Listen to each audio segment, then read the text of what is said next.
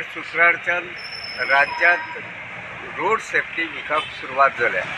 दिवचलच्या RTO कार्यालया सयत traffic पुलिसे वतीनय हो वीक पाळटात।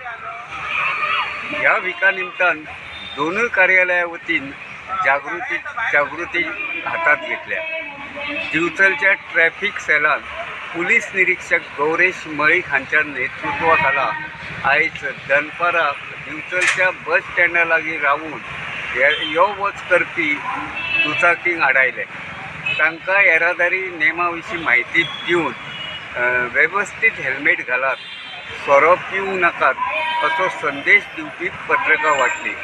येता ते 12 ऑक्टोबर मेरेन हो रोड सेफ्टी वीक पाळटले अशें अधिकाऱ्यांनी सांगले। गोमंतक TV खातीर हांव तुकाराम सावंत।